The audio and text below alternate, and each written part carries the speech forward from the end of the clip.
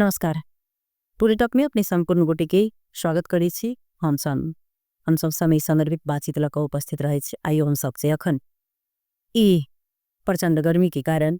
ई पानी नहीं पड़ला के कारण से अखन हाहाकार से मई चुकल छी। ओना कही त मध्य प्रदेश भी विशेष कक से इसके प्रभाव देखल गेल छ।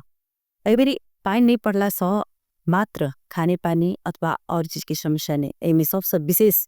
जे मार में पड़ल है सबसे बड़का अगर समस्या एबेर भेले तो किसान के भेले।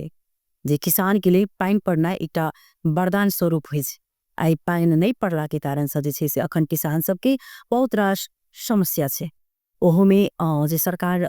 सब अखन देखल जाए तो मध्य प्रदेश सरकार जैसे सूखा क्षेत्र घोषणा क दिल गेले और चीज के लिए जैसे से बहुत रास बजट छुटियाल जाए छे। लेकिन अखन देखल जाए तो अखन किसान सब के लिए जे अखन एतेक बड़का एक पानी के हाहाकार के बीच में अखन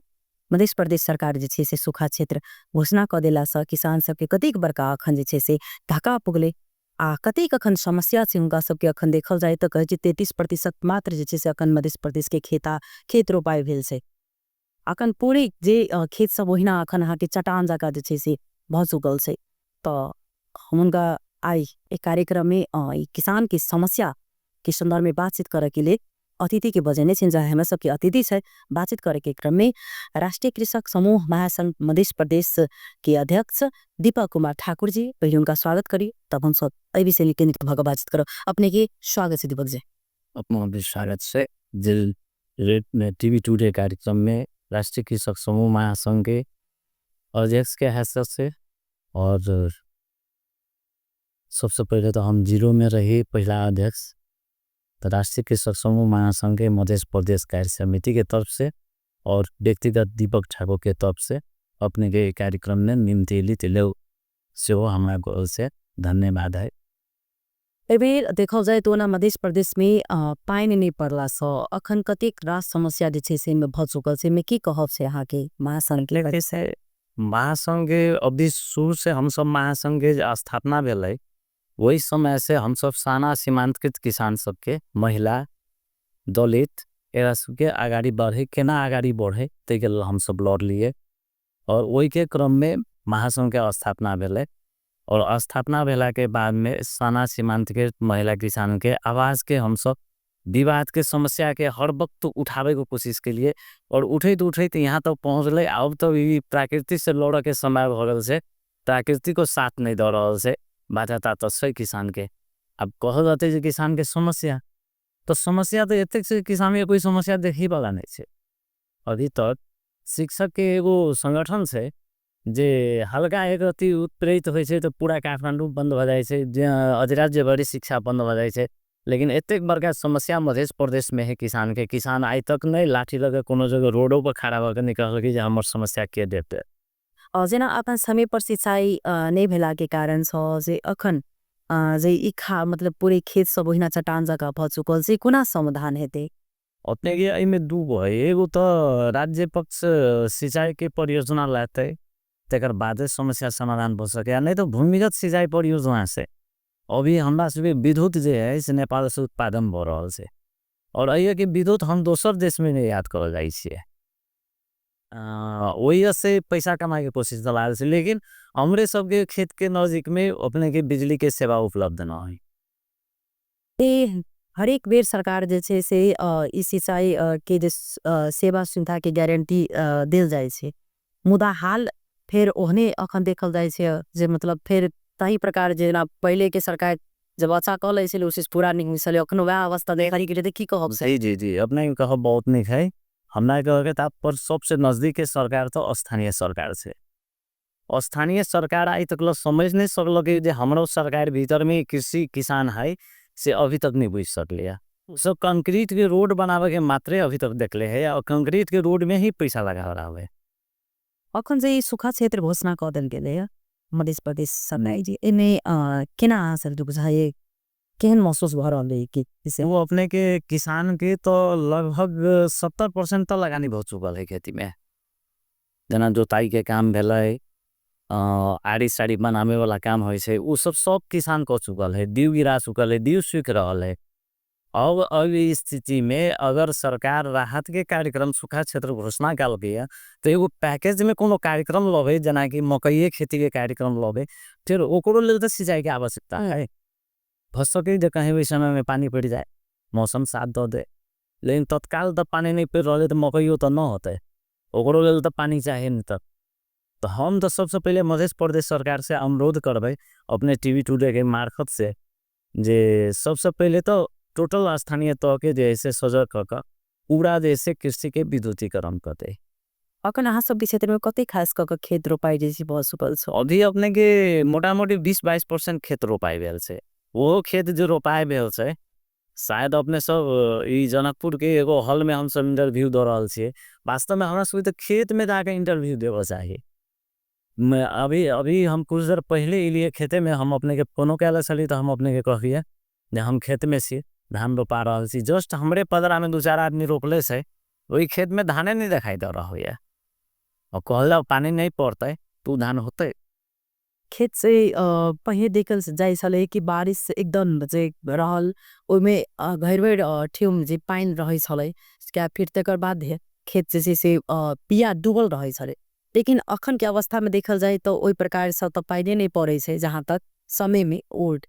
लेकिन उ जे बोर्डिंग के जे छे से अपन पाइन में गेला के बाद भी तब पश्चात अगर रोपाई छे तो क्या दिन में जे छे से पाइन पटेला के बाद फिर सब पाइन बिया के जरूरी पड़ जाए छे। वो तो अपने के ठेक के रोपला के 2 दिन के बाद पानी समाप्त हो रही है।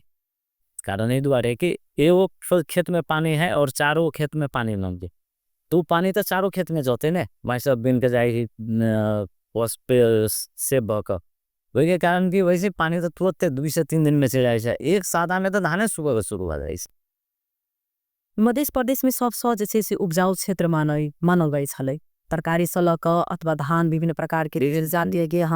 धान सब एठन उपजे छले। लेकिन अखन देखल जाए तो आप पाइन पड़े छे तब पश्चात या नहीं पड़े छे तब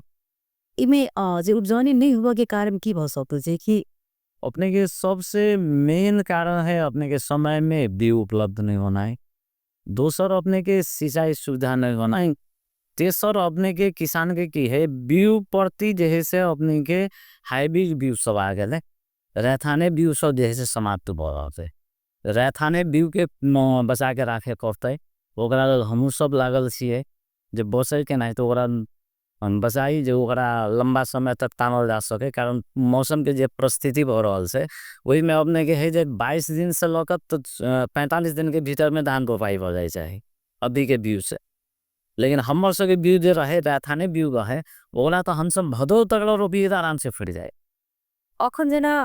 अखन तक में जे कतेक धान रोपाई भ जेबाक चाहिए? अभी अपने के 60% धान रोपा जीते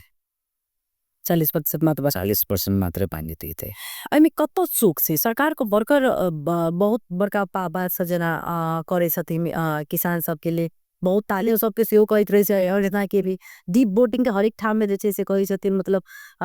देले छिए कि वास्तव में ई चीज यथार्थ सही छै नहीं है वह तो अपने के हम कह रहा थी जो डीप बोर्डिंग अगर किसान के रहते ऑटोमेटिक पानी अगर रहती है तो 200 रुपया डीजल में खर्च कर अकेला पटेती है और डीजल में 200 रुपया खर्च करके पटा रही तो मान लो 4 घंटा जो खेत में लगे में 8 घंटा चला गया तो बिजली से पानी राख सकती है। ये पाइन के लोग अपन आ सबके महासंघ सरकार वाला सब केहन समन्वय कर रहल छथिन भ रहल छै कि नहीं भ रहल छै? अब अभी महासंघ अपने के हमर सबके परियोजना चलै छै केयर नेपाल के संगे 2-4 जिला में जैमें अपने के सिरहा और सप्तरी है। सप्तरी में केयर नेपाल के कार्यक्रम से हम सब D12 के कार्यक्रम के लिए तो वही अपने के 40% खेत रोपाई बसु दो सिरहा सप्तरी में अपने के 40% करीब हम सब जोन पालिका में छिए वही में 40% जति खेती बसु। ई डीप बोटिंग से देखल जाए तो किसान सबके लेल ई सहूलियत छै कि विशेष घाटा छै क्या तो ऐसी जे बिजली बिल हरेक बिजली विद्युतीय हरेक ठाम में जे छै से अपने के उपलब्ध हो चुकल छै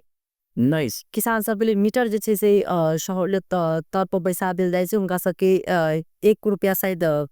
मात्र 3 रुपया 50 पैसा 3 रुपया 50 पैसा ले जाए छै तो केना से ई बोर्डिंग से किसान के लिए सहूलियत छै कि नहीं छै? किसान के लिए तो बोर्डिंग अगर जब हो जाए तो शायद हमरा बुझाइ जे अभी जे हमरा अहाँ के परिस्थिति है जे 30% 20% जे धान बाली लगल छै वो अपने के 60% लग गेल रहते एकदम लागल रहते सरकार दावा करे छै जे हम सब त बोरिंग आरले ठीक से बोरिंग आरले से तो व्यक्तिगत बोरिंग आरले छै समूह में आबद्ध बहुत किसान के कम दौड़ल छै व्यक्तिगत किसान के तो मान लो अपने के अगर बोरिंग है तो हमरा पटावा नहीं दी हमरा अगर बोरिंग है तो हम अपने के नहीं पटावा दी अच्छा कलाबंदी तो केकरो है नहीं सब खेत केकरो 2 बीघा है केकरो 10 कट्ठा है केकरो 5 कट्ठा है तो आवश्यकता अनुसार तो हरेक चूड़ी में सिंचाई के सुविधा उपलब्ध हो पड़े तो वो तो उपलब्ध है में तो गवर्नमेंट दावा पेश करती थी से भते कि वास्तविक स्थानीय हम तो इन्हें प्रदेश सरकार से बेसी स्थानीय सरकार के हम कहे रिक्वेस्ट करे जे कि कम्ती में स्थानीय तौर में विद्युतीकरण के व्यवस्थापन कर दो और जगह जगह में बोरिंग के व्यवस्थापन कर दे अहाँ सब नेपाली कांग्रेस के सरकार देखलिए एमाले के सरकार देखलिए जसपा के सरकार देखलिए बहुत एहन पार्टी सब जे से आगे वरिष्ठ हुनका सब के देख चुकल से जनमत से बहुत ज्यादा अपेक्षा रहे क्या तो एहि पर जे से आगे एकदम सिकेराव जी आंदोलन से वो केने छलखिन तेकर बाद जे से विभिन्न ठाम में कर्मचारी सब मारपीट से केने रह एक आश से रहे मन में आदमी शायद कौ नया नेतृत्व जे से किसान के विशेष मुद्दा उठेने किसान के लगे विशेष बात कर सके तो ओहि पर आश रहे तो केना बुझाइए वो चीज अहाँ सबके विफल भ चुकल कि केना बुझाइए नहीं विफल भ चुकल छै वो अपने के महासंघ के जे मुद्दा रहे सेम सिकेराव जी उहे मुद्दा के उजागर कैलखिन नहीं कैलखिन से बात नहीं शुरू में लाइट में आवे के लेल काला खिला के आला से तो वो जनता राजनीति करे वाला व्यक्ति से उनका हम कहबे जे जाओ अहाँ अगर कहिए तो अही के मुख्यमंत्री है मध्य प्रदेश सरकार में फिर भी जैसे मध्य सरकार के कोनो किस्म के नहीं दिखाई पड़ रहा है कि कोनो अनुभूति घर रहा है किसान के जो हम सब एगो जे से लाभान्वित भेली या कोनो किस्म के हर सुविधा मिलल उ नहीं दिखाई पड़ रहा है ऐसा पहिने मुख्यमंत्री जे जे छलखिन अस्पताल सबके अनुगमन केने छलखिन प्राइवेट अस्पताल सब ने एक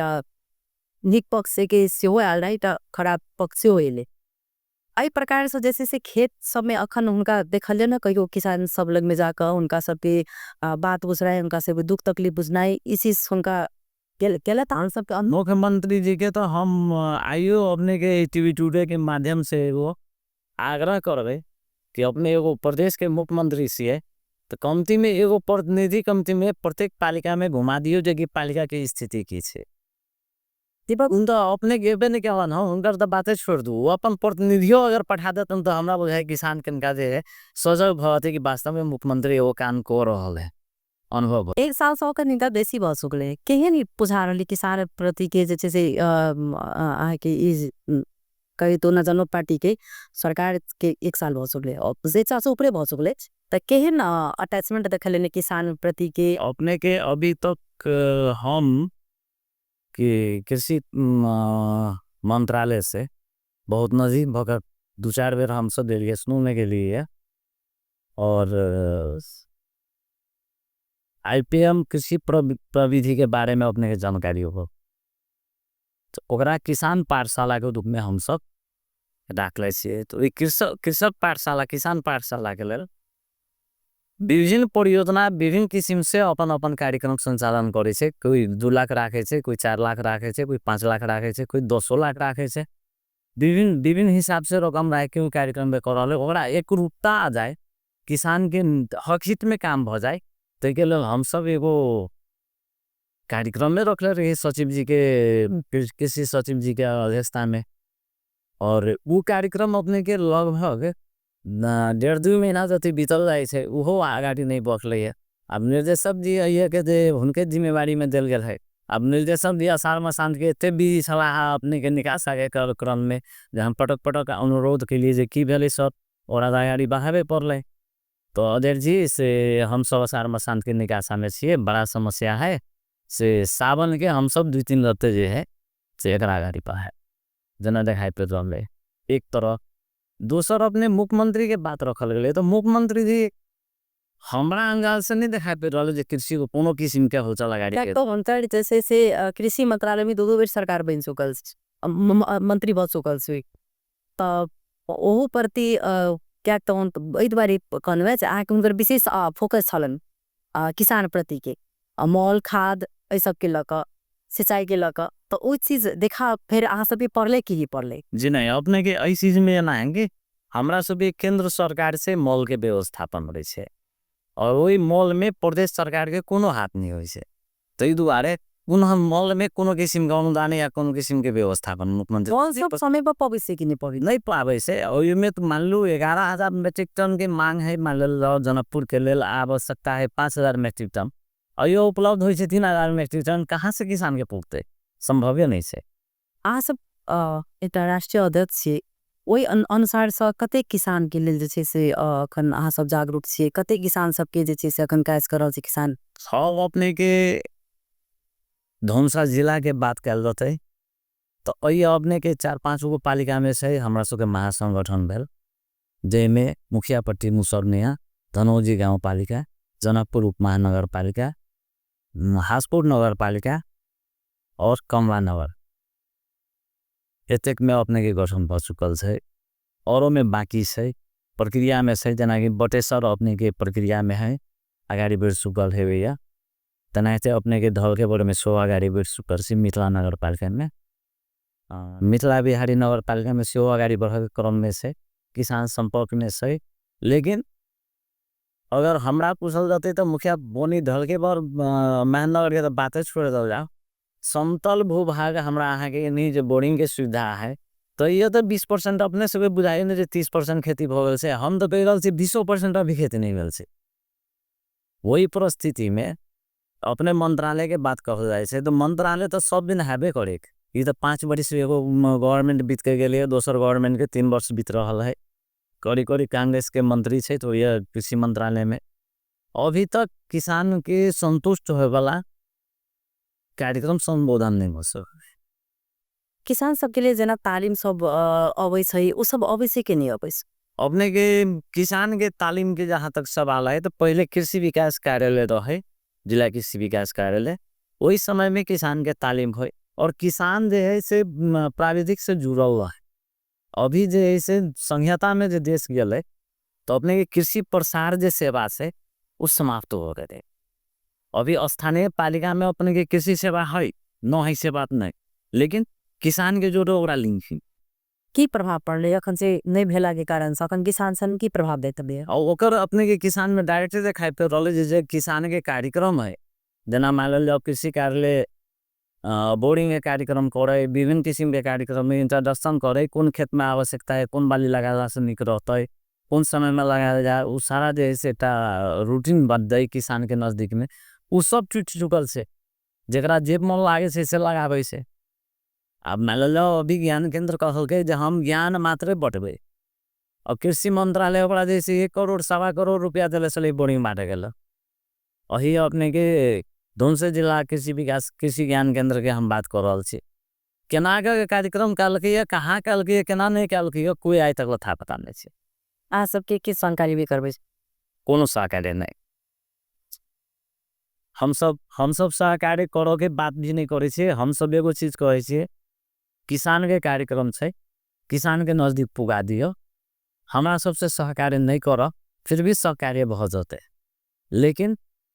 उनकर सब देख रहा छे जे अपन अगर कोई नाता रिश्ता पार्टी से जुड़ल अगर है ओकरा मिल जाए से जरा दू गो बोर्डिंग से तेकरो में गरा जाए छे जे बकरियो बना के लग न जाए हम एकटा लीडरशिप के भूमिका अपने निर्वाह कर रहल छे गार्जियन स्वरूप जगह फचाए छकन किसान सबके एतेक रास समस्या अखन छै तो इस समस्या में आ सके भूमिका केहन छे कतेक आवाज उठाबै छे कते पहल कर हम सब कहीं जनै छी जे तब भ रहल जखन जना गादी बोर्डिंग के बारे में अगर जनै छनी तो उठम अपने से आवाज केन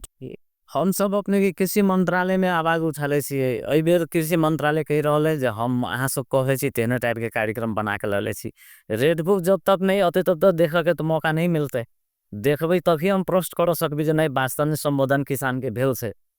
तो तै द्वारा हम प्रश्न कैलहुँ अपने के जे छै ना अखन जे 1 साल किसान सब धान खेती हुई उपजनी करे छलखिन गहूँ खेती उपजनी करे छल लेकिन अखन जे ई पानी नहीं पड़ला स सिंचाई मल खाद से ऊपर नहीं पेला स अखन जे किसान सब उपजनी क्षेत्र स अखन वंचित भ चुकल छे अखन परिवार चलनाय कतिक समस्या भ चुकल छे किसान के घर में जेडी स्रोत साधन छलै वो अपने के पूरा यूज भ चुकल है खेती में मात्र धान रोपाए के जे साधन है से मात्र खर्च के बाकी छे तो लगभग 80% किसान के खर्च भ चुकल से, लगानी भ चुकल से। वो 80% लगानी भेला के बाद किसान तो हाथों से गेल से और लातों से गेल से, एक ऐसी त्यानी स्थिति भ चुकल से। केला पना एकटा लीडरशिप छी केहन समस्या सब अपन किसान लग अभी अपने के किसान के हम देख रहल छी जे हमरा सबके पानी के सिंचाई भ जइते, हैंड पंप बोरिंगों के सिंचाई अगर सुविधा अगर होती तो मकई खेती कर लीजिए, हम सब जे से राहत कर जइते। समस्या तो है किसान के, लेकिन किसान के समस्या किसान चाहिए कि भी समाधान नहीं हो सके छे। और राष्ट्र जे है से अपने के चाहते जे समाधान को दी से समाधान तुरंत होए वाला नहीं से, ओहू में अपने के लंबा समय लगते। समय में नहीं चलला के कारण वो अपने के लंबा समय लगते, 2-4-5 बरिस 7 बरिस के बाद होते ओकर प्रतिफल। आप किसान सब जना अखन एहन अगर अवस्था रहिए जना अखन देखल जाए ये बेर में सूखा क्षेत्र घोषणा भ चुकले, पाइन के उत्ते हाहाकार दिखल गेल से। अगर नेक्स्ट विगत में भी अगर एहने अगर समस्या आइले तब की करते किसान, की करबे यहाँ सब? हम सब तो प्रदेश सरकार से रिक्वेस्ट करबो और स्थानीय सरकार से रिक्वेस्ट करबे जे अहाँ अपन अपन पालिका में कमती में पालिका के कार्य क्षेत्र बड़ी बोरिंग के व्यवस्था कर दियो, विद्युतीकरण कर दियो। अब विद्युतीकरण काला के बाद में किसान के जे बिजली के जे पैसा लागे छे वही में अनुदान के व्यवस्था कर दियो। दीपक जी खास कर अहाँ कतेक साल से जे छे से ऐठम अपने क्षेत्र में उपजा कर खा रहल छे, ओइसे की सब करे छलिए, बाल बच्चा सब केना मतलब के में छी अति? हम अपने के विशुद्ध रूप से खेती करे छी, हम जॉब में नहीं ये लिखे छी। और मोटा मोटी 4 बीघा जति हम अपन खेती करे छी, और बाकी जैसे पटिया में है 4 बीघा में हम खेती करे छी। तो हमर अपन एनालिसिस है जे खेती को हम बच्चा पढ़ा दे सकबे। खेती कर बच्चा नहीं पढ़ा अखन के डेट में कि पहलो हो, हाँ ओकरा लेल वैकल्पिक व्यवस्था करे पड़ते। हम अगर अलग से साइड व्यापार कैले छी, ओई व्यापार के आमदनी से हम बच्चा पढ़ा रहल छी। किसान के खेती काला से बच्चा पढ़ा लेते से संभव नहीं छे। लेकिन ई चीज तो पहले छले किसान पहले शिक्षा सस्ता छले, सरकारी स्कूल में बच्चा पढ़े छले। अभी तो हम भ गेल जे रिक्शा चालक अपना बेटा के बोर्डिंग स्कूल में पढ़ावे छे, किसानो चाहे छे जे बच्चा के बोर्डिंग स्कूल में पढ़ाए, और बोर्डिंग स्कूल के फीस तीरे के क्षमता नहीं छे किसान के पास में, हमरा देखाई नहीं। लेकिन कतई किसान सब कहत रहे छथिन जे हम सब हरेक किस बाल बच्चा के डॉक्टर इंजीनियर सब किस बनेने छी खेती पाती केला के बाद अखन के डेट में देख रहल छी उनका सब आई पाइन नहीं पड़े छी, तो अखन समस्या उनका सब के भ चुकल छी। जी नहीं, बच्चा उस समय में पढ़े वाला रहले है, ओकर पास में अपन एगो मेरिटो होई से बच्चा के पढ़ के क्षमतो होई से, वही क्षमता ने कुछ सहयोग मात्रे को देने होते जैसे उनकर बच्चा डॉक्टर भ गेल होते या इंजीनियर भ गेल होते। नहीं तो जेकरा 10 बीघा जमीन है वो आदमी अपना बेटा के इंजीनियर बनावे के लिए सपना देखा पड़ते, या तो 2 कट्ठा बेचे पड़ते या 10 कट्ठा बेचे पड़ते। अब अखन जना खास कर देत पाइन नहीं पड़ले ओइ समस्या के कारण से अखन खेती रोपनी नहीं भेल। लेकिन विशेष क जे अपना सब एमहर अहाँ सब के जे क्षेत्र छे ओइ बे कौन सबसे विशेष जी से धान उत्पादन कैल जाय छल? अपने के हम वहाँ इंडिया से सोशल बॉर्डर में छिए, नेपाल सरकार बैंड के अलग से सोना मुस्लिम धान के, और लगभग 80% हमरा आगे धान जैसे सोने मुस्लिम से, और 20% में लगभग 14-15% अपने के कतरनी धान होई छे, वो अपने के नेपाल सरकार के व्यू न है, वो इंडिया ने व्यू आश्रित है, और 5-7% नेपाल के उत्पादन। एक जना आ सब क्षेत्र एक बीघा में अगर खेती करे छे ओइ के जे छे से कति खर्चा लगभग पड़ जाय छे? ये खेती करे एक कट्ठा जमीन में बीघा के तो बातें छोड़ दिए, कट्ठा में आ जाओ ना, वो अपने आ जाते हिसाब पर कट्ठा जो है से अपने के मोटा मोटी 1500 रुपया मजदूरी खर्च है, 800 रुपया अपने के जोताई खर्च है, और वही के बाद में 300 रुपया मल खाद के से, इस सब खर्च को जोड़ लियो ना 24-2500 रुपया खेत में एक कट्ठा जमीन उपजाने में खर्च होता है। फिर बीच में ओमे सब आ जाइ छै सब आबि जाइ छै ओहि अनुसार से जे छै से किसान के बेनिफिट अबै छै। त उहे तो अपने के बता देली है जे कि किसान कह रहल छै जे हमरा उत्पादन भ जाइ छै। यदि तरकारी खेती में अगर किसान है तो उत्पादन ओकर भ जाइ छै। अगर वो 2 लाख लगा ले है तो 4 लाख बना ले छै। लेकिन धान खेती में कहते जे हम 2 लाख लगेलिए हमार 4 लाख हो जाए से संभव नहीं छै। एकटा चीज कह जाओ दीपक जी जना कि जे ठाम सिंचाई के सुविधा सेहो छै ओई जगह पर आदमी आइ काल्हि खेती किया नहीं करऽ चाहि रहल छै, मेहनत किया नहीं करऽ चाहि रहल छै किसान सब सेहो एकटा समस्या देखत छै। अपने के सबसे पहला समस्या कथी भ गेलै वैदेशिक रोजगार के जे व्यवस्थापन गवर्नमेंट से भेलै। तो नेपाल में खास कर मधेश में हमरा यहाँ के धनुषा जिला सबसे 1 नंबर में आवे छै वैदेशिक रोजगार। तो अइया के जत्ते जे रहे से सब वैदेशिक रोजगार में चल गेले और वो वैदेशिक रोजगार में जे पैसा कमाले तो सबसे पहले वो अपना गार्जियन के फोन कर कहलकै जे तू खेती नहीं करबे तू मजदूरी के काम नहीं करबे तब तोरा हम पैसा पठा देबो। जो तू खेती काम करबे मजदूरी के काम करबे तो तोरा हम पैसे नहीं पठा देबो। तू विदेश में पैसा कमा लेबे लेकिन काम करे से तो रोक देले। तो स्वाभाविक भेले जे प्लान भ गेले दो एगो के देखलकै दूगो के देखलकै तेसर के देखलकै सब वही तरह टाइप से विदेश जाए के प्लानिंग कर ललकै। हमर अहाँ के लगभग 70-75 बरिस के 50 बरिस के 80 बरिस के जे है इससे मात्र ये रह गेल है। बाकी तो हमर जत्ते जनशक्ति से तो बाहर है। तो खेती होते के ना। जी अब वैकल्पिक की सोचने चाहिए अगर फाइन नहीं पड़ले सिंचाई करे से वही तरीका से जो वो पाइन 2 दिन के बाद में सूख जाए से तो आप यदि जे धान रोपाई नहीं हेते त की सोचने छी आज सर। हम हमर सबके एगो मधेश पर उहे अपने के शुरू में हम बाजल छलिए जब मध्य प्रदेश के सूखा घोषणा काला से नहीं होते ओरा ले एगो पैकेज के कार्यक्रम लावे पड़ते किसान के हक हित में। सीधे सूखा घोषणा कर दिए पैकेज हेबे नहीं करे किसान करते की तो घोषणा कर अहाँ कथी राहत करबे जना के बीउ गिराले है 4 किलो वहाँ बीउ के पैसा वापस कर देबे तैसे किसान लाभान्वित हो जाते और जिंदगी चल जाते। तो पोकरा ले से प्रोग्राम लावे पड़ले ने जो सिंचाई के व्यवस्थापन कर देबो पड़ले मकई के बीउ के व्यवस्थापन कर देबो पड़ले ओहि हिसाब से बाली झाली के व्यवस्थापन कर लगवा देबो पड़ले जैसे किसान के घर में हरा भरा हो जाए। तेकर बादे किसान जैसे वही से लाभान्वित होते सूखा घोषणा से नहीं होते। अब अखन तक में जे लगभग जे अखन के जे एक कार्यकाल के मेयर छथि ओकरा लगभग 3 साल भ चुकले कतेक हुनका से आ सबके जे छै से भेट रहल छै कि खेती में सही कार्य कतेक अभी कलन वास्तव में कहल जाते तो शायद हमर घरो लोना अब ये अपने के लोन के वो नहीं रामपुर के सहित सर वो अपने के रामपुर के सहित लेकिन पढ़ले से तो हमरा हम सब जे पढ़ले थी रही हमरा से 3 बार सीनियर से लेकिन आई तक हमरा फील नहीं भेल जे किसान के लिए कुछ कर सकल थे ना। हम 2-3 बेर उनका कोशिश करिए हालांकि वो किसान के बेटा से ऐसे पहले वो विशुद्ध रूप से खेती करी सवाना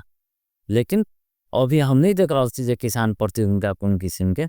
संवेदना रख रहे थे हमू किसान के बेटा अपने के ना अपेक्षा ने और करिए जे ऐसा प्रदेश सरकार से विशेष स्थानीय सरकार के भूमिका फिर के अब उहे बात अपने के हम प्रश्न कर रहल छी कि अभी तो स्थानीय सरकार पानी पड़ जाय छलिए केना तो अपन पनेश के निकल जाय छला लेकिन अब तो परिस्थिति से घेरा गेल छै। अहू परिस्थिति में जब स्थानीय सरकार अगर स्थानीय जनता के अगर सेवा नहीं पुगा सकते 2 स्थानीय सरकार सफल नहीं भेले उनकर जैसे कार्यकाल सफल नहीं रहते से बात का हम होती देखा थे। हाँ दिवस जी अखन पूरी खेल सब कहै छै जे सब किस कोनो पूजे पाठ के ओरियान समय रहे छै जखन लास्ट समय रहे छै ने आज तही प्रकार अखन अहाँ सब खेती के छै जे पूरी अखन रुख सब जो कोई क एकदम मिला क सिक पाइन के ओइट में छै जे धान आप रोकेते लेकिन उसी सिप रुपयाल देखी सी अखन कब तक के महसूस होई छै अखन जे रोज खेत पर जाए थे अगर देखे थे तो केहन महसूस है कि किसान के अगर वास्तव में हम जनापुर के स्टूडियो भवन में सी भवन से तो अपने का अनुभव बहुत कम होता है हम व्यक्त करबे से मात्र सुनबे